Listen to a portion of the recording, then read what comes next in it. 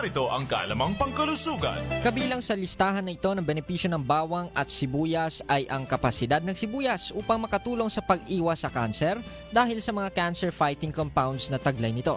Ayon sa isang pagsusuri mula 2015, mayroong pangkalahatang ugnayan ang mas mataas na pagkonsumo ng mga gulay na allium sa mababang panganib ng kanser, lalo na ang mga kanser sa tiyan at gastrointestinal tract. Dagdag pa rito na pag-alaman ng mga mananaliksik na may mga compound na tinatawag na organ sulfurs ang mga sibuyas. Ayon sa kanila, ito raw ang may kakayahang pigilan ang aspeto ng paglaki ng tumor.